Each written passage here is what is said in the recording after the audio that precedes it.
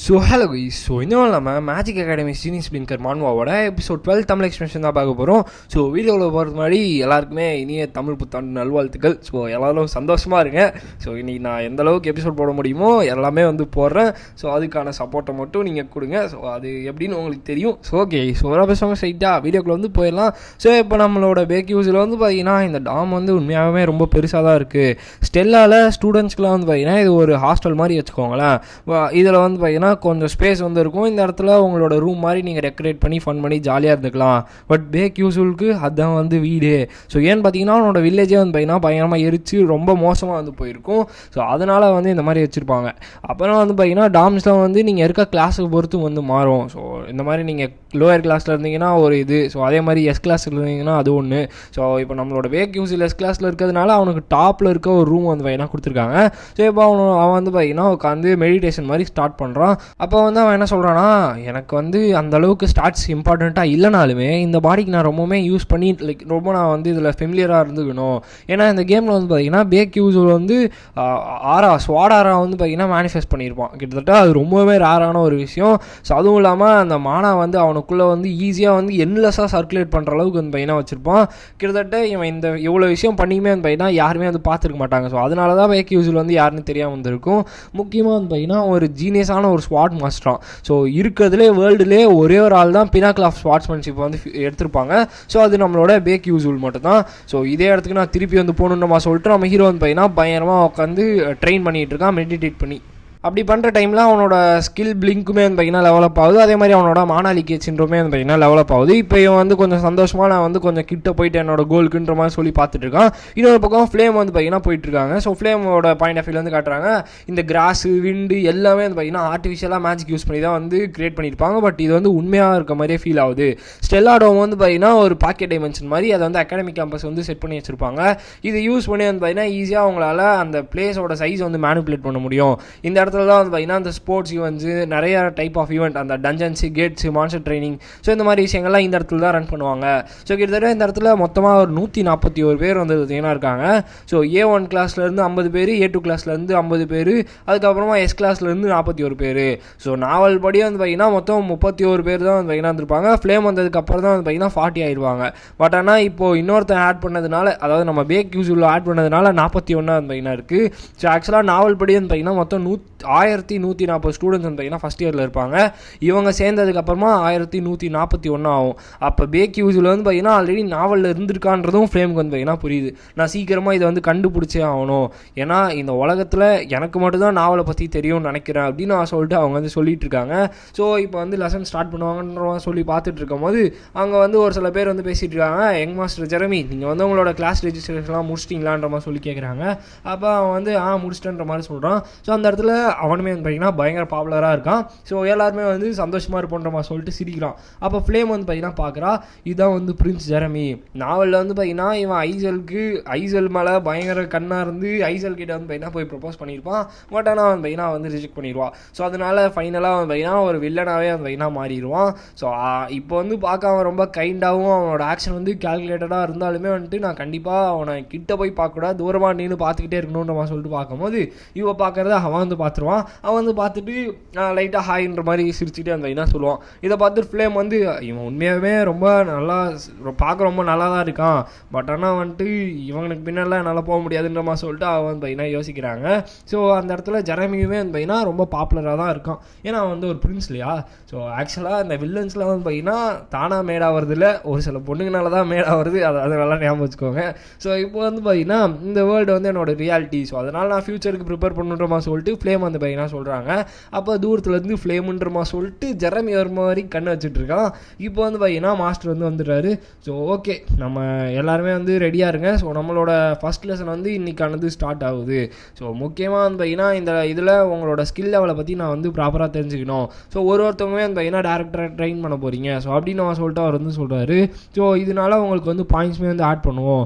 But நீங்கள் வந்து fail பண்ணிங்கன்னா உங்களை வந்து எக்ஸ்பெல் பண்ணுறது கூட நான் வந்து யோசிக்க மாட்டேன். ஸோ இப்போது நான் உங்களோட ட்ரெயின் ட்ரைனிங் வந்து நான் எக்ஸ்பிளைன் பண்ணுறேன். நம்ம வந்து இன்றைக்கி மார்க் டஞ்சன் தான் வந்து பார்த்திங்கன்னா ஸ்டார்ட் பண்ண போகிறோம். ஸோ இதில் நார்மலாக இருக்க மாதிரி, அதாவது ஒரு டஞ்சனுக்குள்ளே என்னென்ன இருக்குமோ அது எல்லாமே இருக்கும். ஒரு ட்ராப்பு, மான்ஸ்டர், எல்லா விஷயமே வச்சுருப்போம்.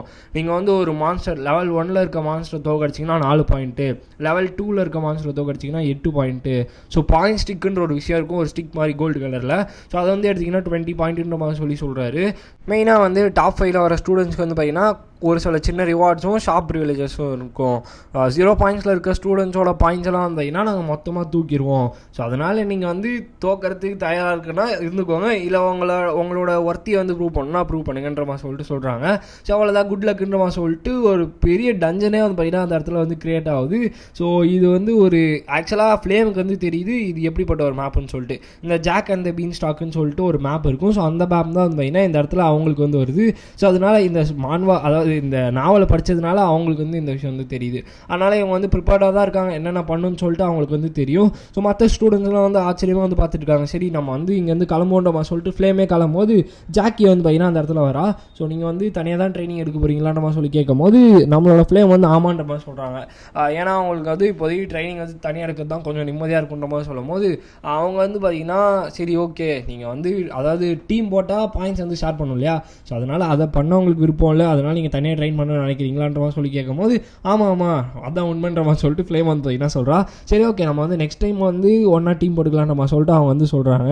இன்னொரு பக்கம் நம்மளோட ஃப்ளேமுக்கு வந்து ஒரு மைண்டில் வந்து இருந்துகிட்டே இருக்கும், இந்த ஜாக்கின்ற பொண்ணு வந்து ஃப்ளேம் மாதிரியே மிமிக் பண்ணுற மாதிரி. ஸோ அதனால் இவன் ஏன் வந்து இதே மாதிரி பண்ணிகிட்டு இருக்கா, மேபி ஒரு ஃபேஸாக இருக்குமான்ற மாதிரி சொல்லிட்டு அவங்க வந்து பார்த்துட்டு இருக்காங்க.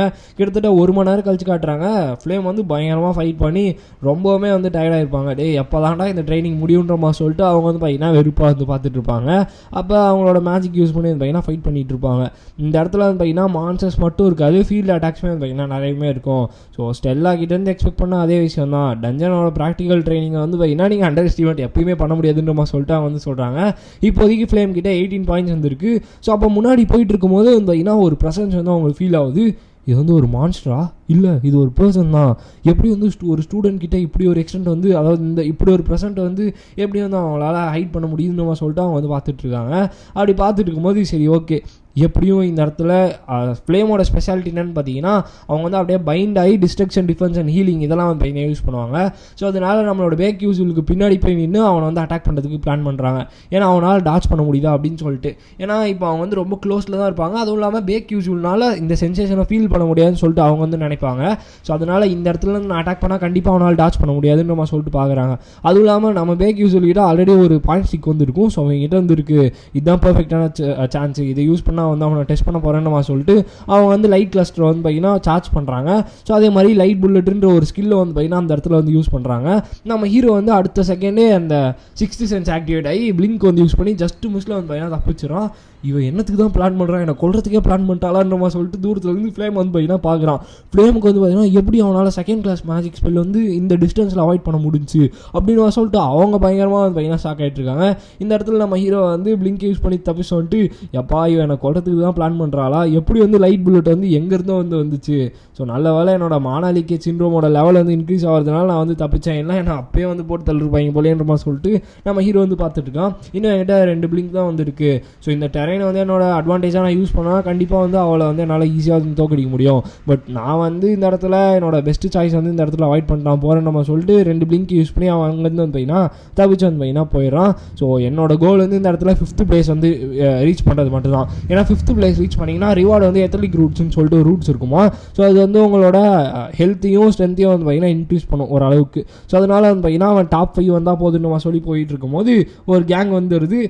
இது பேக் யூஸ் இல்லைன்னா அந்த எஸ் கிளாஸ்ல இருந்து வந்திருக்கானே இவன் கூட ஒரு சண்டே கொஞ்ச நேரம் ஃபன் பண்ணுவோம்னு சொல்லிட்டு அவனுங்க வந்து நினைப்பானுங்க. ஸோ இந்த வீடியோ நம்ம ஏன் பண்ணிக்கலாம் கைஸ். ஸோ இந்த எபிசோடில் வந்து பார்த்தீங்கன்னா நம்மளுக்கு இந்த ட்ரைனிங், இந்த டஞ்சன் ட்ரைனிங் பற்றி காமிச்சிருக்காங்க. ஸோ அதுவும் இல்லாமல் ஒரு சில டீட்டெயில்ஸ் வந்து பார்த்தீங்கன்னா கொடுத்துருக்காங்க. ஃப்ளேமுக்கு வந்து பார்த்தீங்கன்னா ஒரு சில டவுட்ஸ் வந்து கன்ஃபார்ம் ஆகிட்டே போகுது. ஸோ போக போக இன்னும் தரமாக இருக்கும். ஸோ அதனால் வெயிட் பண்ணி பாருங்கள். ஸோ இந்த வீடியோ உங்களுக்கு பிடிச்சிருக்கும்னு நினைக்கிறேன். ஸோ பிடிச்சிருந்துச்சுன்னா லைக் பண்ணிட்டு நம்ம சேனலை வந்து சப்ஸ்கிரைப் பண்ணிக்கோங்க. ஸோ நெக்ஸ்ட் வீடியோ மீட் பண்ணுறேன். So bye.